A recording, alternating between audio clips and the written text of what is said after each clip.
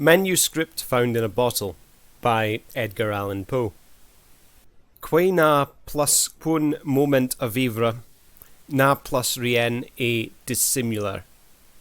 Quinault, Atis. Of my country and of my family I have little to say. Ill usage and length of years have driven me from the one and estranged me from the other. Hereditary wealth afforded me an education of no common order, and a contemplative turn of mind enabled me to methodize the stories which early study diligently garnered up. Beyond all things, the works of the German moralists gave me great delight, not from my ill-advised admiration of their eloquent madness, but from the ease with which my habits of rigid thought enabled me to detect their falsities. I have often been reproached with the ardity of my genius. A deficiency of imagination has been imputed to me as a crime, and the Pyrrhonism of my opinions has at all times rendered me notorious. Indeed, a strong relish for physical philosophy has, I fear, tinctured my mind with a very common error of this age. I mean the habit of referring occurrences, even the least susceptible of such reference, to the principles of that science. Upon the whole, no person could be less liable than myself to be led away from the severe precincts of truth by the igne fatwa of superstition. I have thought proper to premise thus much, lest the incredible tale I have to tell should be considered rather the raving of a crude imagination than the positive experience of a mind to which the reveries of fancy have been a dead letter and a nullity. After many years spent in a foreign land, I sailed in the year 18 from the port of Batavia in the rich and populous island of Java on a voyage to the archipelago of the Sunda Islands. I went as passenger, having no other inducement than a kind of nervous restlessness which haunted me as a fiend. Our vessel was a beautiful ship of about 400 tons, copper-fastened and built at Bombay of Malabar teak. She was freighted with cotton wool and oil from the Lachadive Islands. We had also on board quire, jaggery, ghee, cocoa nuts, and a few cases of opium. The stowage was clumsily done, and the vessel consequently crank. We got under way with a mere breath of wind, and for many days stood along the eastern coast of Java without any other incident to beguile the monotony of our course than the occasional meeting with some of the small grabs of the archipelago to which we were bound.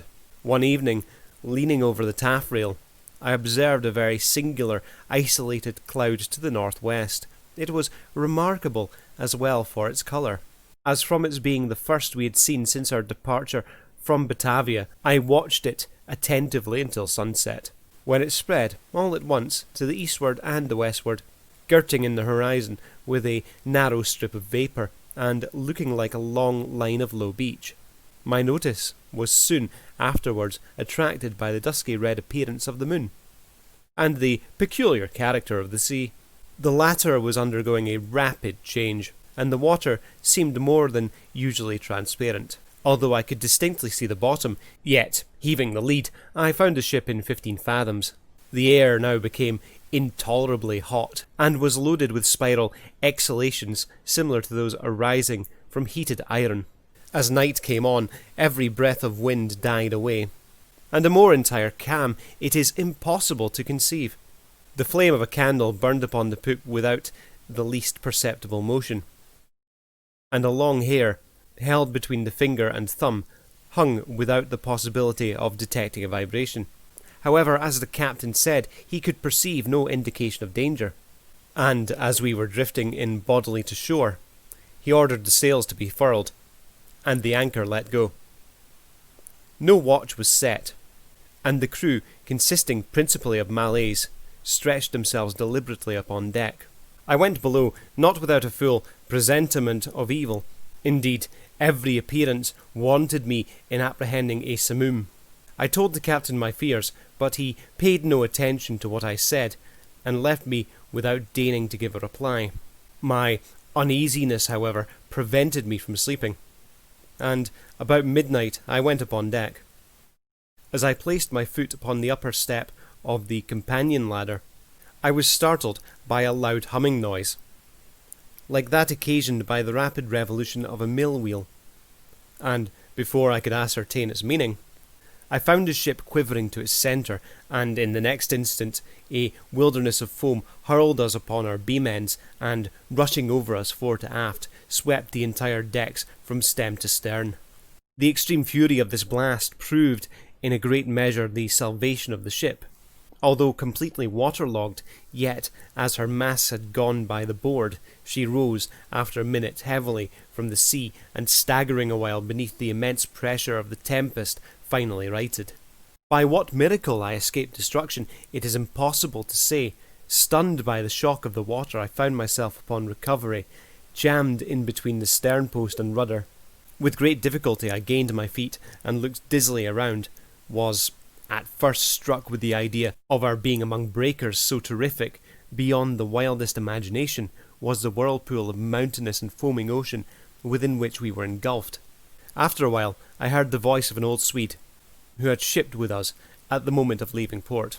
I hallooed to him with all my strength, and presently he came reeling aft. We soon discovered that we were the sole survivors of the accident. All on deck, with the exception of ourselves, had been swept overboard. The captain and mates must have perished as they slept, for the cabins were deluged with water. Without assistance we could expect to do little for the security of the ship, and our exertions were at first paralysed by the momentary expectation of going down. Our cable had, of course, parted like pack-thread at the first breath of the hurricane, or we should have been instantaneously overwhelmed. We scudded with frightful velocity before the sea, and the water made clear breaches over us. The framework of our stern was shattered excessively, and, in almost every respect, we had received considerable injury.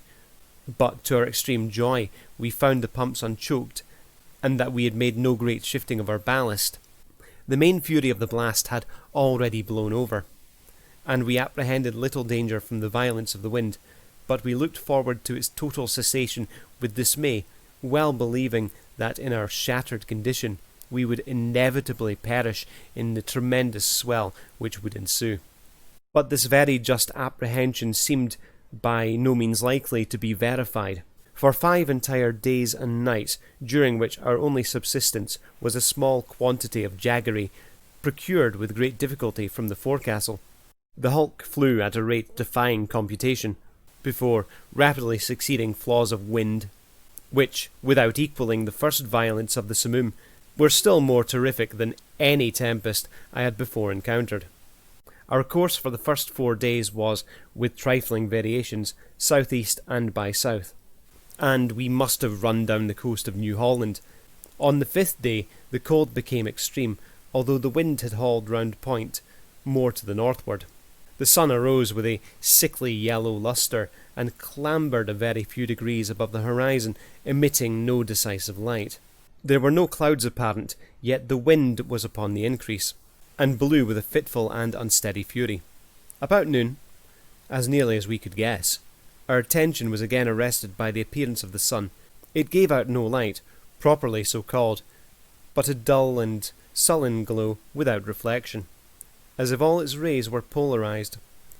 Just before sinking within the turgid sea, its central fire suddenly went out, as if hurriedly extinguished by some unaccountable power.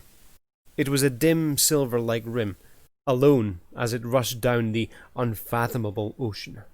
We waited in vain for the arrival of the 6th day. That day to me has not arrived. To the Swede, never did arrive. Thenceforward we were enshrouded in pitchy darkness, so that we could not have seen an object at 20 paces from the ship. Eternal night continued to envelop us, all unrelieved by the phosphoric sea brilliancy to which we had been accustomed in the tropics. We observed, too, that, although the tempest continued to rage with unabated violence, there was no longer to be discovered the usual appearance of surf or foam, which had hitherto attended us. All around were horror and thick gloom and a black sweltering desert of ebony. Superstitious terror crept by degrees into the spirit of the old Swede, and my own soul was wrapped up in silent wonder. We neglected all care of the ship as worse than useless, and securing ourselves as well as possible to the stump of the mizzenmast, looked out bitterly into the world of ocean. We had no means of calculating time, nor could we form any guess at our situation. We were, however, well aware of having made further to the southward than any previous navigators, and felt great amazement at not meeting with the usual impediments of ice. In the meantime, every moment threatened to be our last. Every mountainous billow hurried to overwhelm us. The swell surpassed anything I had imagined possible, and that we were not instantly buried is a miracle. My companion spoke of the lightness of our cargo and reminded me of the excellent qualities of our ship, but I could not help feeling the utter hopelessness of hope itself, and prepared myself gloomily for that death which I thought nothing could defer beyond an hour.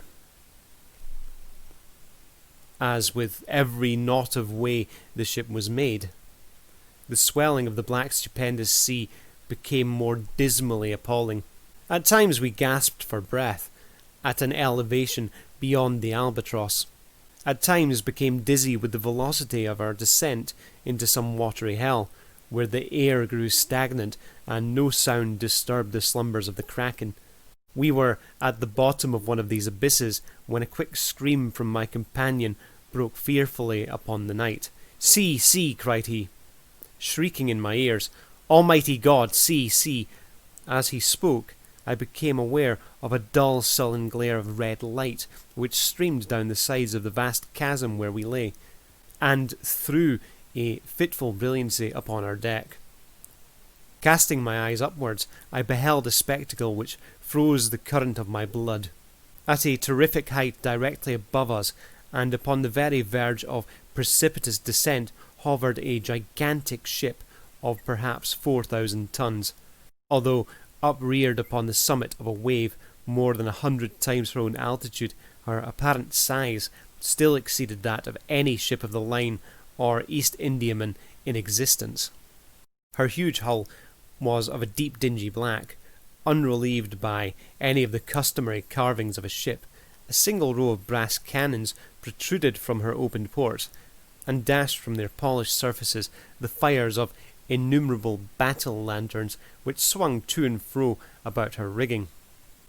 But what mainly inspired us with horror and astonishment was that she bore up under a press of sail in the very teeth of that supernatural sea and of that ungovernable hurricane.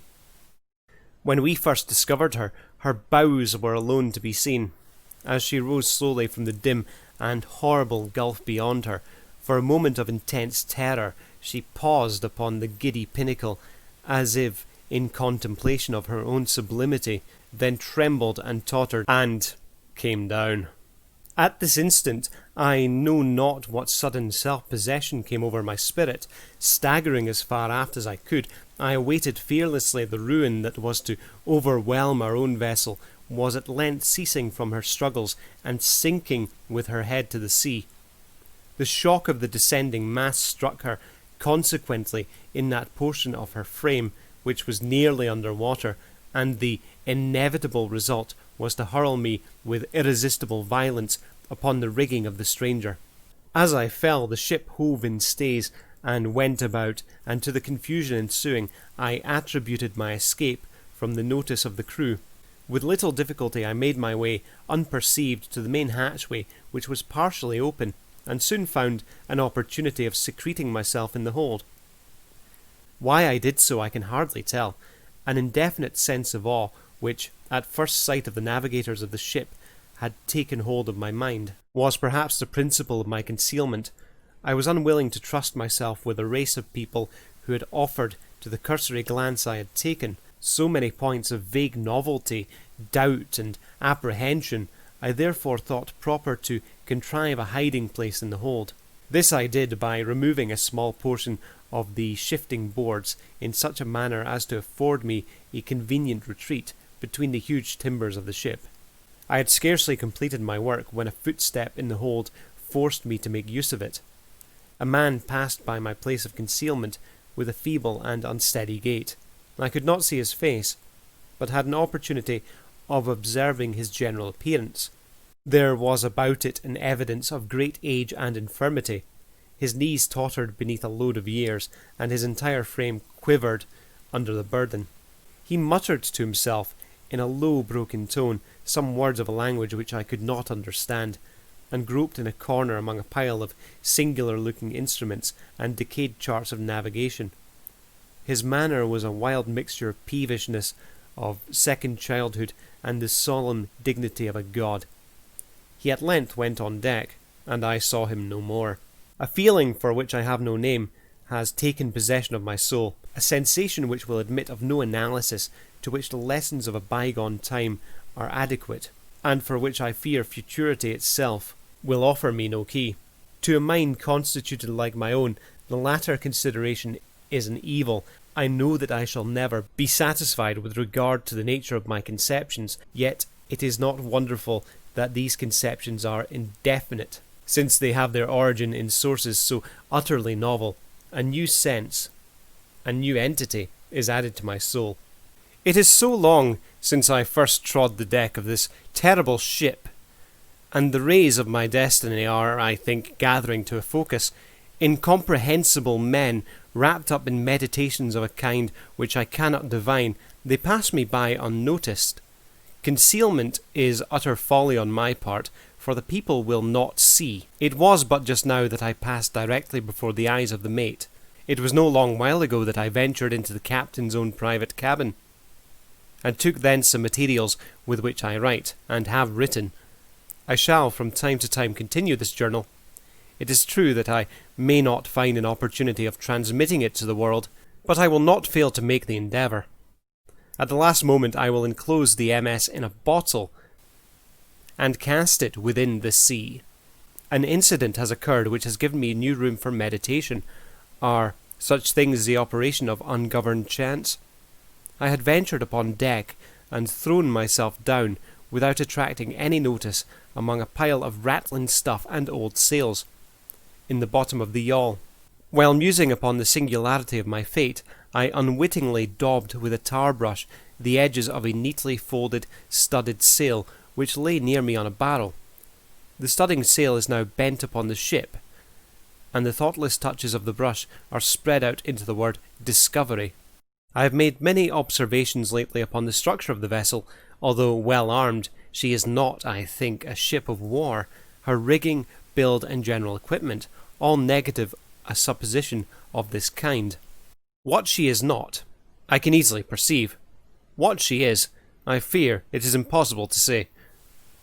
I know not how it is, but in scrutinizing her strange model and singular cast of spars, her huge size and overgrown suits of canvas, her severely simple bow and antiquated stern, there will occasionally flash across my mind a sensation of familiar things, and there is always mixed up with such indistinct shadows of recollection an unaccountable memory of old foreign chronicles and ages long ago.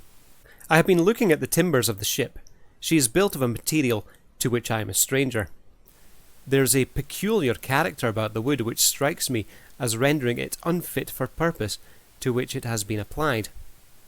I mean, its extreme porousness, considered independently of the worm-eaten condition which is a consequence of navigation in these seas, and apart from the rottenness attendant upon age. It will appear, perhaps, an observation somewhat over-curious, but this wood would have every characteristic of Spanish oak, if Spanish oak were distended by any unnatural means. In reading the above sentence, a curious apothegm of an old weather-beaten Dutch navigator comes full upon my recollection. It is as sure, he was wont to say, when any doubt was entertained in his veracity, as sure as there is a sea where the ship itself will grow in bulk like the living body of the seaman. About an hour ago I made bold to trust myself among a group of the crew. They paid me no manner of attention, and although I stood in the very midst of them all, seemed utterly unconscious to my presence, like the one I had first seen in the hold. They all bore about them the marks of a hoary old age. Their knees trembled with infirmity, their shoulders were bent double with decrepitude, their shriveled skins rattled in the wind, their voices were low, tremulous and broken, their eyes glistened with the rheum of years, and their grey hairs streamed terribly in the tempest. Around them, on every part of the deck, laid scattered mathematical instruments of the most quaint and obsolete construction. I mentioned some time ago the bending of a studding sail. From that period, the ship, being thrown dead off the wind, has continued her terrific course due south, with every rag of canvas packed upon her, from her truck to her lower studding sail booms, and rolling every moment her top-gallant yardarms into the most appalling hell of water which it can enter into the mind of man to imagine. I have just left the deck, where I find it impossible to maintain footing, although the crew seem to experience little inconvenience. It appears to me a miracle of miracles that our enormous bulk is not swallowed up at once and forever. We are surely doomed to hover continually upon the brink of eternity without taking a final plunge into the abyss. From billows 1,000 times more stupendous than any I have ever seen, we glide away with the facility of the arrowy seagull, and the colossal waters rear their heads above us like demons of the deep, but like demons confined to simple threats and forbidden to destroy. I am led to attribute these frequent escapes to the only natural cause which can account for such effect. I must suppose the ship to be within the influence of some strong current or impetuous undertow. I have seen the captain face to face, and in his own cabin, but, as I expected, he paid me no attention, although in his appearance there is, to a casual observer, nothing which might bespeak him more or less than man. Still a feeling of irrepressible reverence and awe mingled with the sensation of wonder with which I regarded him. In stature he is nearly my own height, that is, about 5 feet and 8 inches. He is of a well-knit and compact frame of body, neither robust nor remarkable otherwise. But it is the singularity of the expression which reigns upon the face. It is the intense, the wonderful, the thrilling evidence of old age, so utter, so extreme, which excites within my spirit a sense, a sentiment ineffable. His forehead, although little wrinkled, seems to bear upon it the stamp of a myriad of years. His grey hairs are records of the past, and his greyer eyes are the sibyls of the future. The cabin floor was thickly strewn with strange, iron-clasped folios, and mouldering instruments of science and obsolete, long-forgotten charts. His head was bowed down upon his hands, and he pored with a fiery, unquiet eye over a paper which I took to be a commission, and which, at all events, bore the signature of a monarch. He muttered to himself, as did the first seaman who I saw in the hold, some low, peevish syllables of a foreign tongue, and although the speaker was close at my elbow, his voice seemed to reach my ears from the distance of a mile. The ship and all in it are imbued with the spirit of eld. The crew glide to and fro like ghosts of buried centuries. Their eyes have an eager and uneasy meaning, and when their fingers fall athwart my path in the wild glare of the battle lanterns, I feel as I have never felt before. Although I have been all my life a dealer in antiquities, and have imbibed the shadows of fallen columns at Baalbek and Tadmor and Persepolis, until my very soul has become a ruin. When I look around me I feel ashamed of my former apprehensions. If I trembled at the blast which has hitherto attended us, shall I not stand aghast at a warring of wind and ocean, to convey any ideas of which the words tornado and simoom are trivial and ineffective? All in the immediate vicinity of the ship is the blackness of eternal night, and a chaos of foamless water.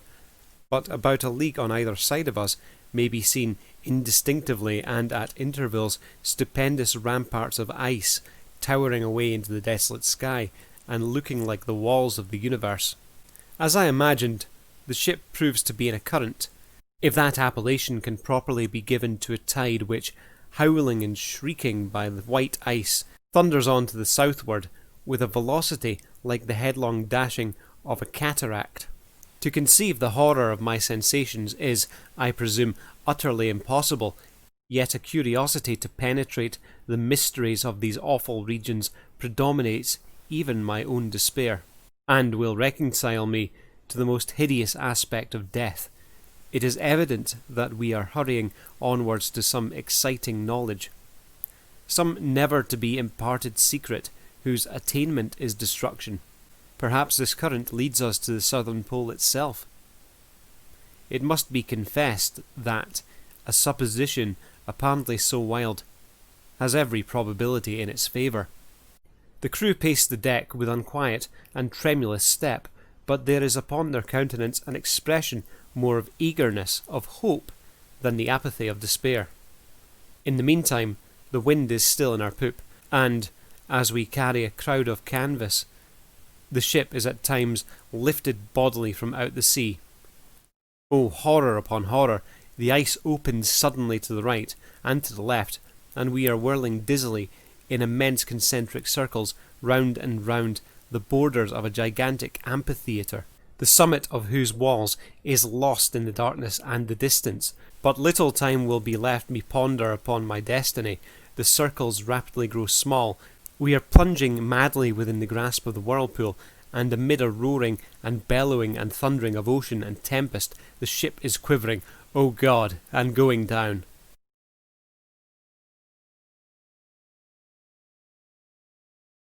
Note: manuscript found in a bottle was originally published in 1831, and it was not until many years afterwards that I became acquainted with the maps of Mercator, in which the ocean is represented as rushing by four mouths into the northern polar gulf, to be absorbed into the bowels of the earth, the pole itself being represented by a black rock towering to a prodigious height.